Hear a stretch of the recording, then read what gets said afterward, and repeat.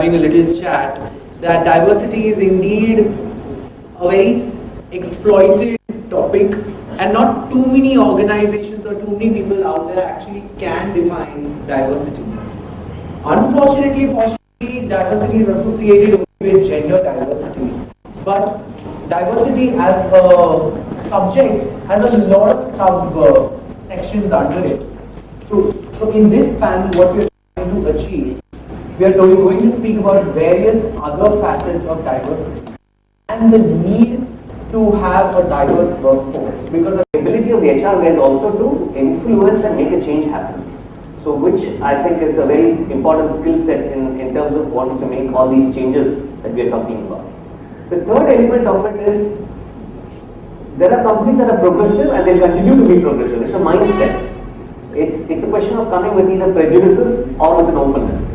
So if you're talking about inclusiveness, it gets bred in the school, it gets bred in college, it gets bred at home, it gets bred at work.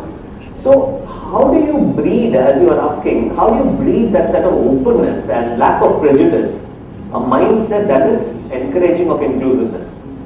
And that's a constant battle. It's not a one-day program, it's not a half-a-day program, it's not even a 3-day workshop. It's an everyday engagement, and every day it's an engagement in terms of how you represent people for a training program. We normally get this talent on board on a more intentional basis, that is. So I think first is that if you use the right word, more intentional basis.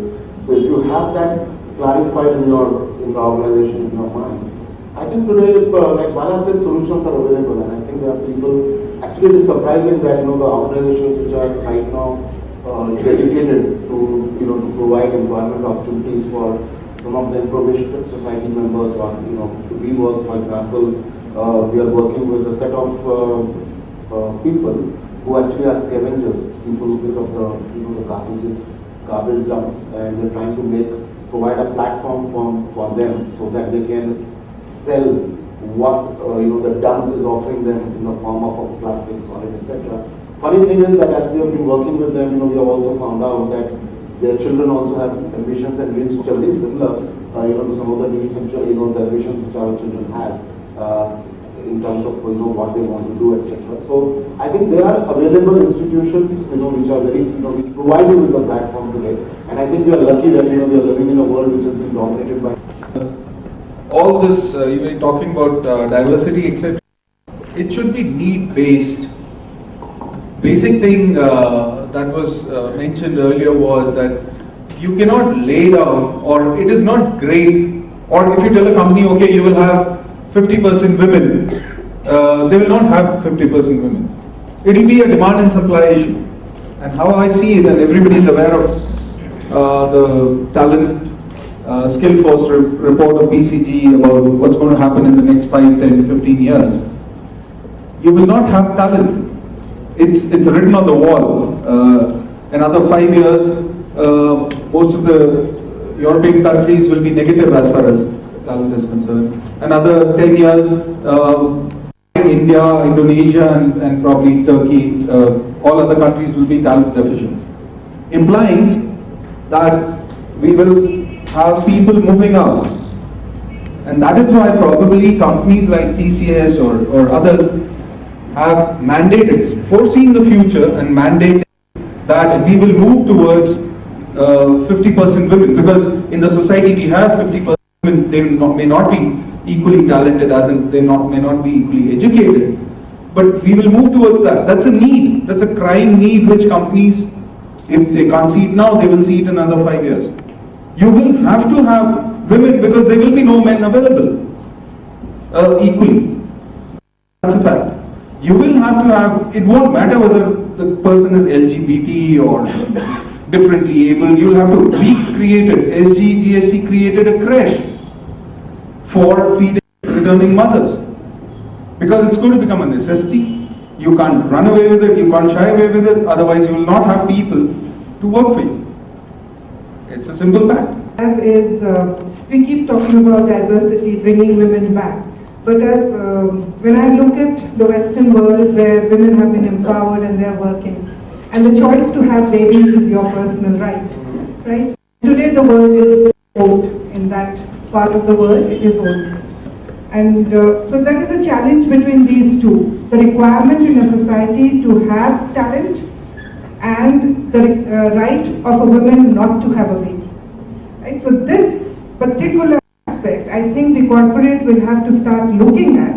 How do you keep it alive?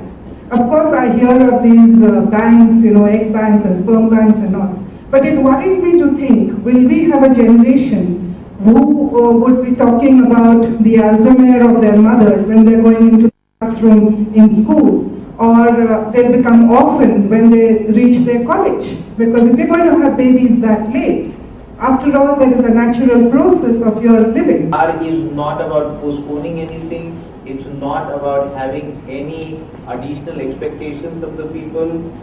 In the new world, engagement is all about when people are able to do everything that they want to do, including having babies at the time when a lady chooses to do that.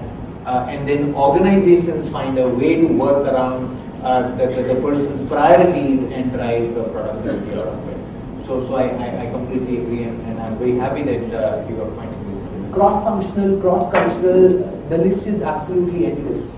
The bottom of the story being that a diverse workforce is indeed a productive workforce because there are different mindsets, different competencies that are brought to the table to achieve a bigger goal. But what also need not be forgotten, that talent is of paramount importance.